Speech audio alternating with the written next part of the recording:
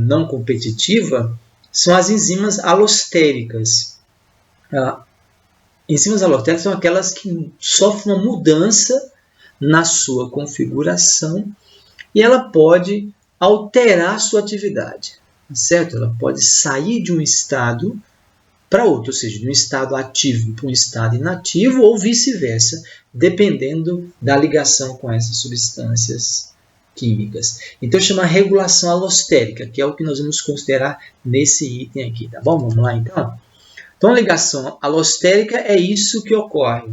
Então, você tem uma enzima que vai mudar a sua forma de acordo com a ligação de uma substância ou outra. Vou mostrar para você quais são essas duas substâncias, ou seja, um ativador ou um inibidor, tá certo? Elas se ligam em regiões diferentes. E quando isso acontece, elas mudam, as enzimas mudam a forma para uma forma ativa ou uma forma inativa. Isso acontece muito. Geralmente, essas regulações de vias metabólicas, elas funcionam assim, né? Com uma regulação alostérica.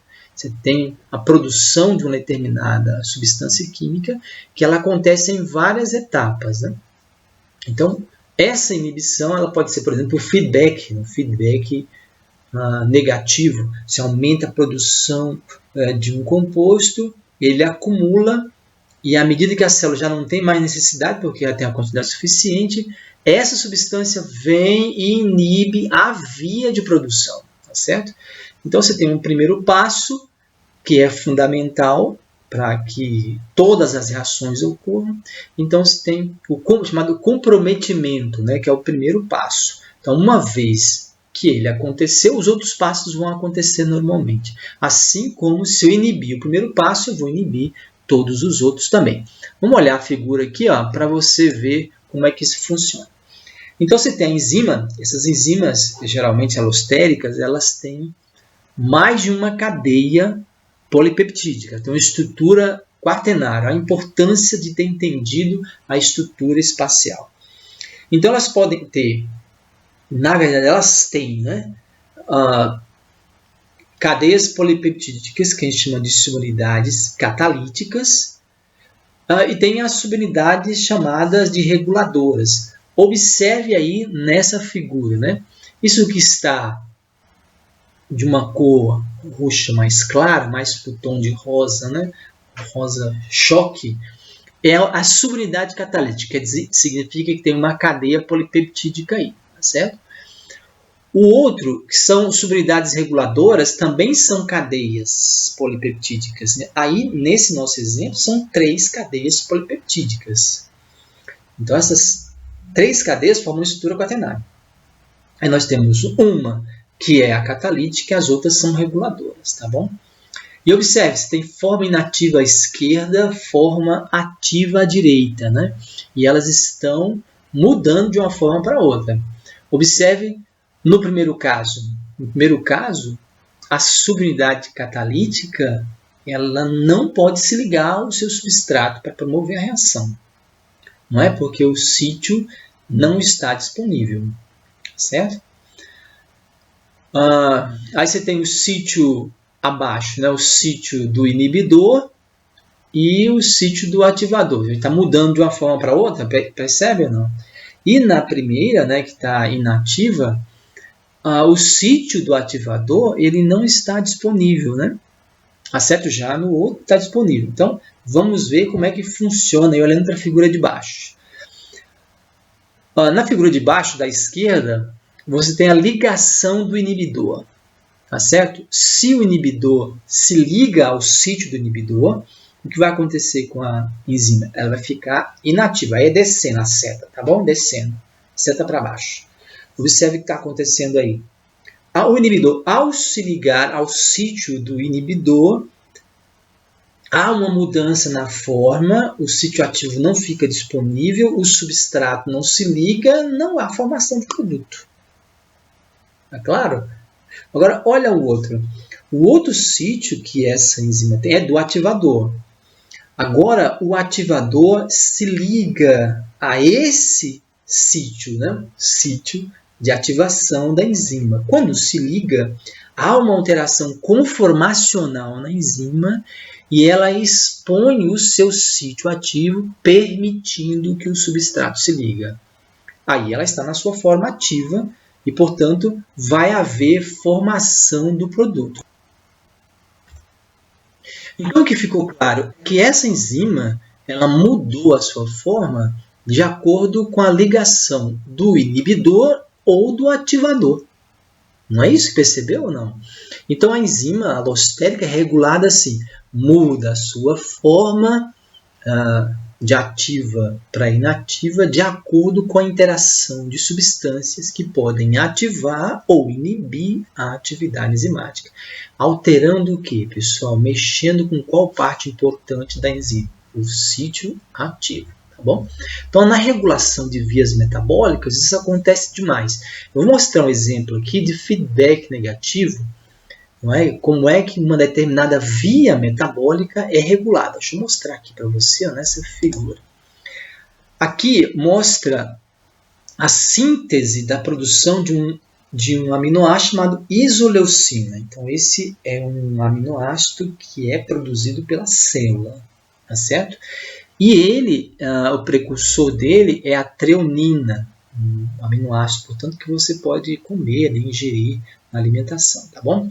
Observe qual é o primeiro passo. É converter treonina em alfa-cetobutirato, né, que é um produto intermediário.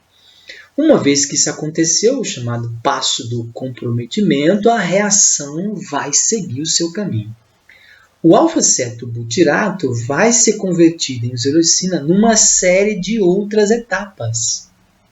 Cada uma dessas etapas ela é regulada ou catalisada por uma enzima específica. Tá certo? Uma série de passos aí, é uma via, né, metabólica com vários passos, todos eles catalisados por uma enzima específica, até a formação do quê? Do produto final, que é isoleucina. Agora observe que à medida que a isoleucina acumula, em que eu não tenho mais necessidade, ou seja, eu estou tendo uma produção mais do que eu necessito, isso aqui é comum em bactérias, certo? Aí o que vai acontecer? Esse produto vai inibir o passo inicial, ou seja, a conversão de treonina em alfa-cetobutirato. Então, essa enzima que faz isso é regulada alostericamente pelo produto da via. Certo? É isso que ocorre. Então, uma via metabólica sendo regulada, ou seja, a enzima sai de um estado ativo para um estado inativo. Compreenderam isso? Legal, né? Então, essa parte de regulação ela é muito interessante e leva a gente a compreender os conceitos iniciais que nós falamos. E continuando, vamos ver qual que é a influência aqui do ambiente sobre a atividade enzimática, né? Nós sabemos que o ambiente tem uma influência poderosa sobre a atividade enzimática. Nós vamos ver esse passo agora, como é que funciona. Influência ambiental. Você sabe que dois fatores são muito importantes para as reações químicas, a concentração de hidrogênios, né, e a temperatura. A concentração de hidrogênio pode interferir nas ligações que ocorrem entre enzima e substrato e nas ligações responsáveis pela estrutura espacial. Então, nós temos grupos químicos que podem sofrer ionização, como, por exemplo, o ácido carboxílico, né, COOH, e o grupo amina. E esses grupos, vocês sabem que podem estar presentes também nas cadeias laterais. Então, se eu fizer uma alteração química aí, eu impeço duas coisas importantes. A ligação da enzima com o seu substrato e a estrutura espacial da enzima, que é fundamental para que isso ocorra, ou seja, a ligação entre enzima e substrato. Tá bom? Então, eu desmonto a estrutura espacial e eu tenho um comprometimento da função da enzima. Né? Então, a concentração de hidrogênio tem essa interferência. Por isso que as células elas vão atuar em concentrações de hidrogênio compatíveis, que a gente chama de pH ótimo, né? Então isso vai ser diferente nas enzimas que um organismo tem. Por exemplo, nós temos enzima na boca que atua em pH 7, nós temos enzima no estômago que atua em pH 2, né? 1,5, 3. Nós temos enzimas que atuam no nosso intestino, que atuam em faixas de pH alcalino. Portanto, essas enzimas, elas lidam com condições de pH diferentes, né? E eu vou mostrar a figura para que você perceba isso aqui, ó. Então, observe. Nós temos aí 3 enzimas. Pepsina, que é essa enzima do estômago. Uma amilase salivar, que é uma enzima encontrada na nossa boca, na saliva. E uma outra enzima importante, a arginase, que não é uma enzima do nosso trato digestório, tá certo? Está envolvida numa outra via metabólica. Então, nós temos aí no eixo Y a taxa de reação e no eixo X o pH. Observe que o pH chamado ótimo pepsina é 2, né? Eu tenho que manter o pH nessa faixa. Então, se eu tiver aí um pH que vai de 0 até 2, é considerado pH ótimo. Ela continua atuando em pH 3, só que uma taxa mais baixa, né? O ideal, então, é que meu estômago seja mantido no pH em torno de quanto? Em torno de 2. Então, pH ótimo aí, não vai ter interferência, tá certo? Naqueles grupos químicos ionizáveis, né? Nós até falamos sobre isso, que um aminoácido, numa condição fisiológica da célula, ele é um íon duplo, né? Então, você tem o NH2 na forma de NH3, certo? Prontinho para doar o seu elétron, né? Enquanto que o carboxilo está falando de carboxilato, que é COO-, está ansioso para receber o seu elétron. Então, você tem essa situação aí. Se eu faço uma alteração no pH, eu posso alterar essas cargas elétricas e aquela interação, por exemplo, de ligação de hidrogênio, né? Ou outras interações eletrostáticas que ocorrem, não vão ocorrer. Então, é importante manter o pH. Olhe para o caso da amilase salivar também, né? Aí, pHs muito baixos são extremamente danosos ou prejudiciais para essa enzima. E elas vão atuar melhor em pH em torno de 7, pH neutro, né? 6,5 até 7, ok? Já a enzima arginase, observe que ela atua em pH completamente alcalino, né? O pH ótimo dela é 10, um pH elevadíssimo, né? Então, é uma enzima que atua no pH completamente diferente das anteriores. Percebe-se, então, aí, pessoal, que as enzimas, elas exigem determinadas condições físico-químicas, né? Químicas, nesse caso, de concentração de íons de hidrogênio, né? Condição de pH, tá bom? Além disso, nós temos a influência da temperatura. Eu vou abrir a figura aqui, minha aula já está passando do limite. Nós temos aqui o efeito da temperatura. É claro que à medida que a temperatura aumenta, a taxa de reação aumenta, mesmo sem enzima, a gente sabe disso. Mas as enzimas, como são sensíveis ao pH, elas são sensíveis à temperatura também. Por quê? Mexe com a sua estrutura espacial, mexe com a interação enzima-substrato. Portanto, aí você tem, à medida que aumenta a temperatura, você tem um aumento da taxa de reação, até atingir uma temperatura ótima.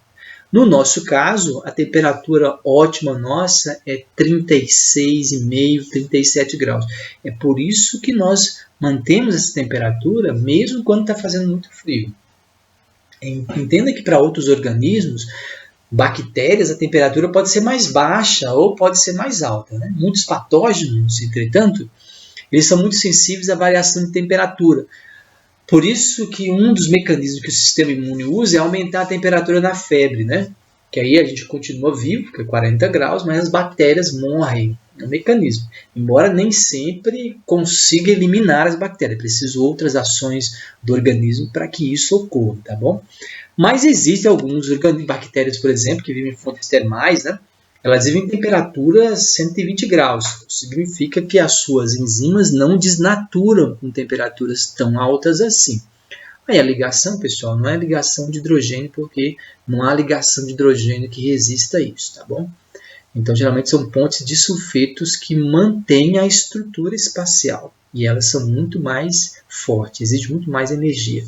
Então, muitas enzimas relacionadas à síntese de proteína e de DNA, elas resistem a temperaturas mais elevadas. Okay? No nosso organismo, as nossas têm temperatura em torno de 36, 37 graus. Okay? É isso. Perceber a importância, então, do ambiente sobre a atividade enzimática? Sim ou não? Ótimo, né? Eu sei que essa aula ela foi muito longa, porque nós já temos 3 aulas de enzimas, essa seria a 4ª, mas nós finalizamos. Acho muito importante falar desses aspectos aqui dessa aula para fechar o assunto de enzima. Parece amplo, né? Mas para uma compreensão verdadeira, né? Assim, mesmo, do assunto, eu achei importante falar sobre isso, tá bom? Então, espero você na próxima aula.